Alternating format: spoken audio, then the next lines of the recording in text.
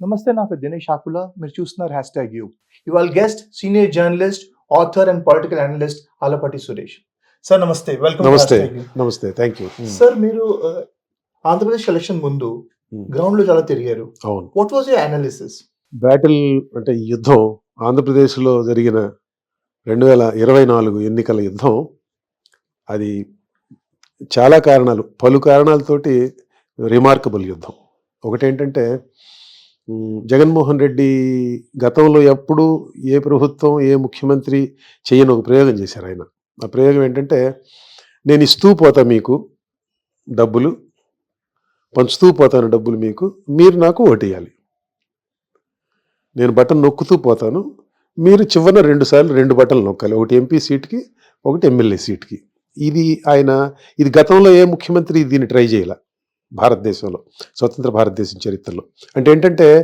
మనకి ఎన్నికల్లో డబ్బులు ఇవ్వడం జనాన్ని లోపరుచుకునేందుకు డబ్బులు పంచడం అనేది ఉంది కదా మొదటి నుంచి ఉంది మనం చూస్తాను ఉండే కొద్ది అది పెరుగుతూ పోయింది ఆ జాడ్యం ఇక్కడ ఏంటంటే నేను అఫీషియల్గా ఖజానాలో నుంచి మీకు డబ్బులు ఇస్తాను ఇచ్చుకుంటూ పోతా 5 ఏళ్ళు ఇచ్చుకుంటూ పోతా మీకు చివరిని మాత్రం మీరు రుణం తీర్చుకోవాలి నా రుణం ఎట్లా తీర్చుకోవాలంటే నా అభ్యర్థులను గెలిపించాలి ఇది ఆయన ఈ పథకం ఇది ఒక గ్రాండ్ పథకం అనమాట ఈ పథకాన్ని అమలు చేశాడు ఆయన ఈ పథకం అమలు ఆయనకి సత్ఫలితాలు ఇస్తుందా లేకపోతే ఆయన ఫెయిల్ అవుతాడనేది సరే రేపు 4వ తారీఖు తేలుద్ది అనుకోండి దీనిని ఎదుర్కొనేందుకు అవతల పక్కున్న కూటమి సమాయత్తమైంది ఈ ఒక్క ఎక్స్పెరిమెంట్ వైఎస్ జగన్మోహన్ రెడ్డి చేసిన ఈ ఒక్క ఎక్స్పెరిమెంట్ కారణంగా ఈ యుద్ధం రిమార్కబుల్ యుద్ధం అనమాట అయితే దానికే పరిమితం కాల నిజానికి ఆయన ప్రధానమైనది అదైనప్పటికీ ప్లాంక్ అదైనప్పటికీ దానికే పరిమితం కాల రకరకాల ఇష్యూస్ వచ్చినాయి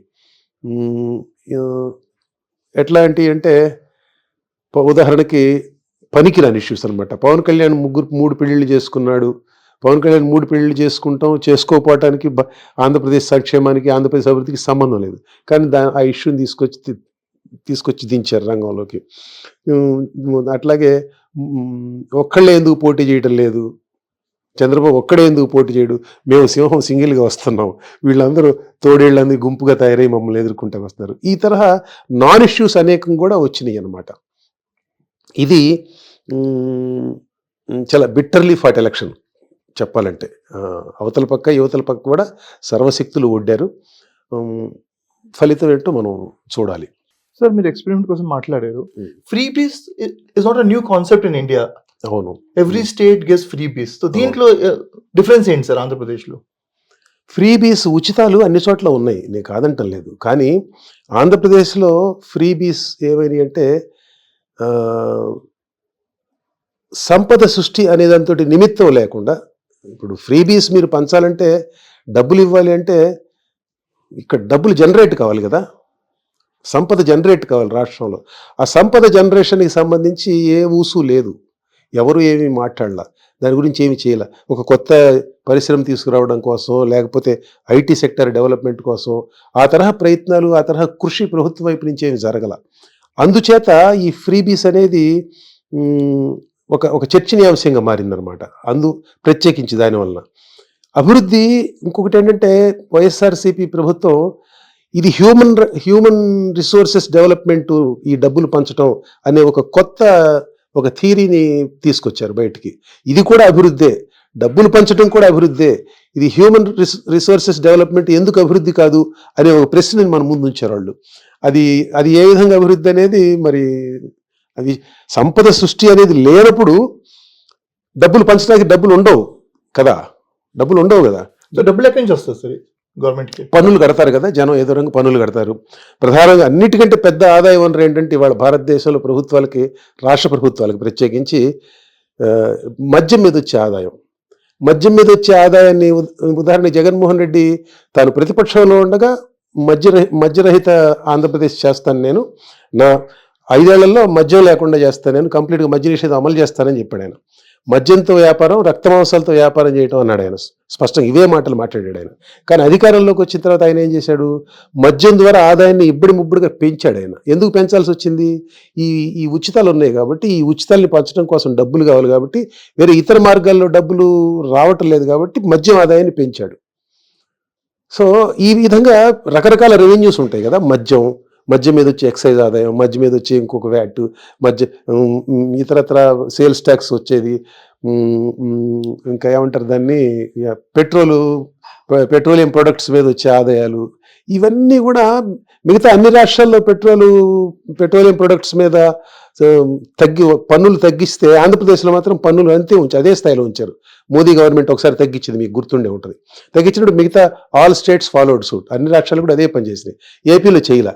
ఏపీ ఫ్యూయల్ రేట్స్ బాగా ఎక్కువ ఉన్న రాష్ట్రాల్లో పైన ఉన్న రాష్ట్రాల్లో ఒకటి.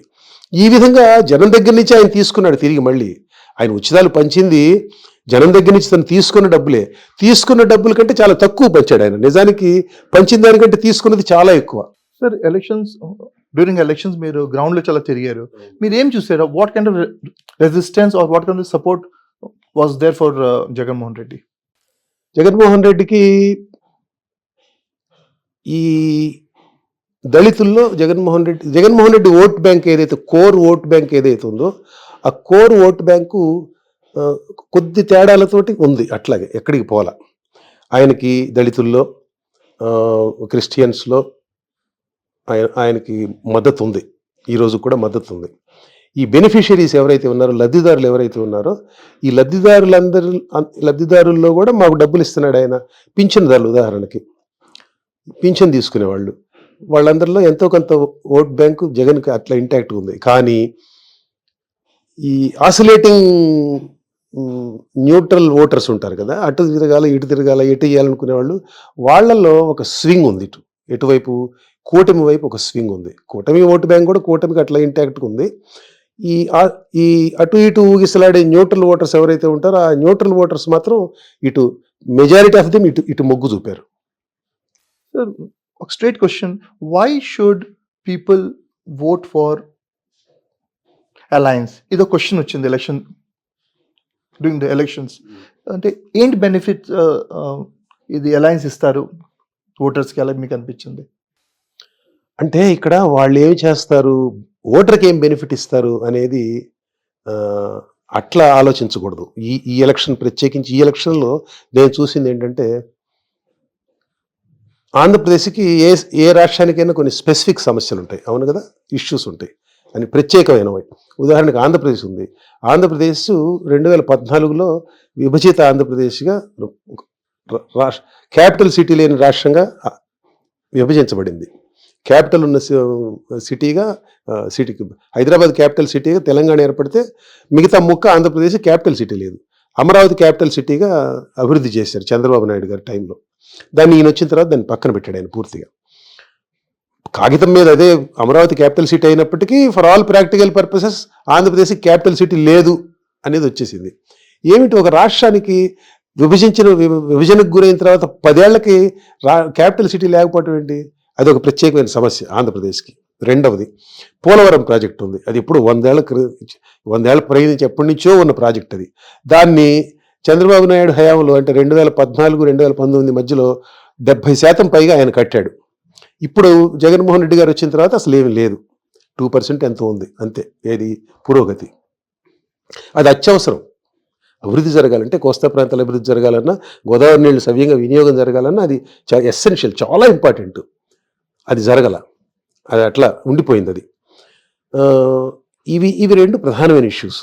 ఇకపోతే ఫ్యాక్టరీలు, ఉన్న ఫ్యాక్టరీలు పంపించేశారు జగన్మోహన్. ఉదాహరణకి అమర్ రాజా ఉంది. అమర్ రాజా అనేది ఇది ప్రపంచం మొత్తం మీద చాలా పెద్ద పేరున్న బ్యాటరీల ఫ్యాక్టరీ కంపెనీ అది, అమర్ రాజా అనేది.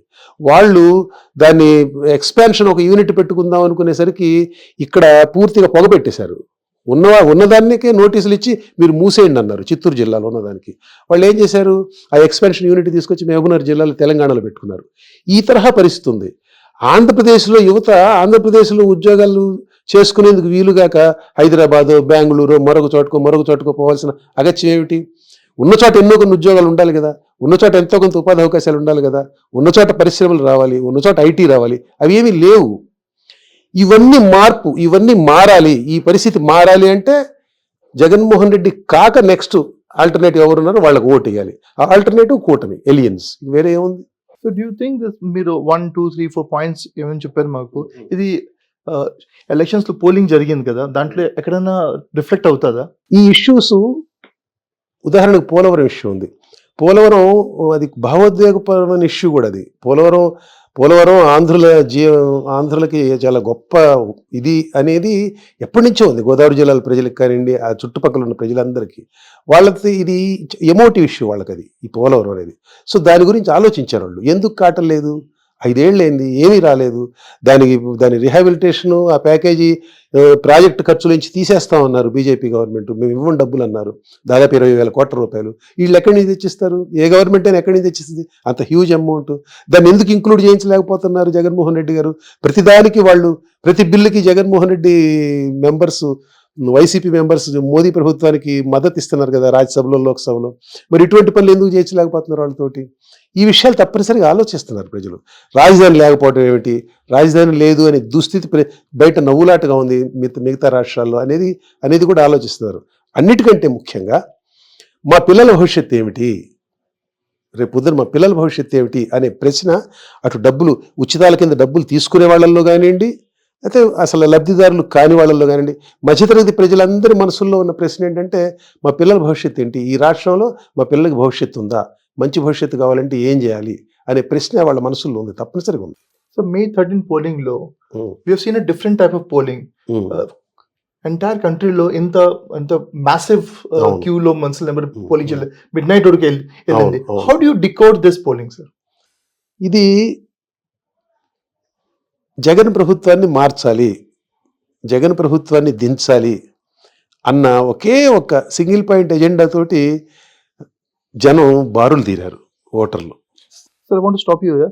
ఆపోజిషన్ ద రూలింగ్ పార్టీ ఏమంటుందంటే బెనిఫిషరీస్ స్పెషలీ ఉమెన్ భారీ మాత్రలు బయట వచ్చి జగన్ కి సేవ్ చేయాలి, జగన్ సపోర్ట్ చేయాలి, జగన్ గవర్నమెంట్ కి రిటైన్ చేయాలని వచ్చారని ఆల్ స్టాండ్ ఇది. అవును, కరెక్టే, వాళ్ళు అది చెప్తారు.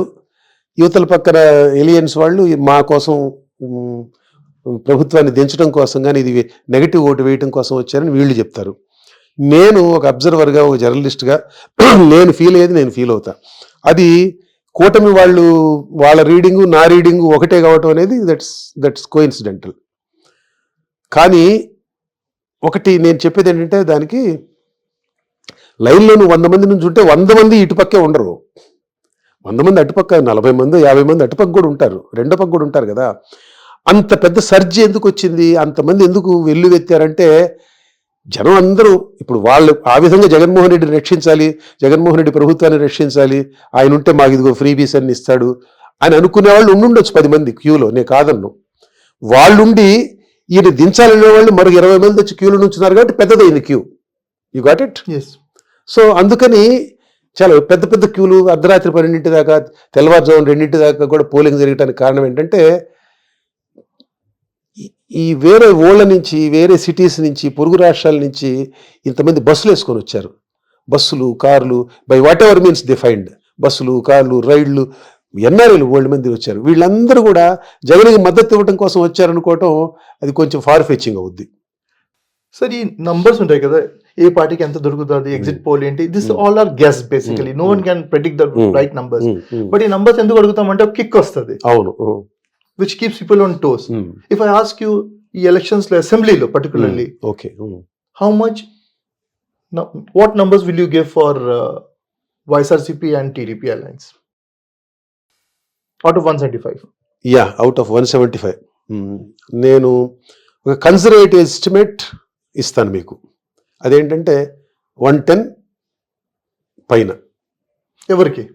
ఫర్ కూటమి ఎలియన్స్.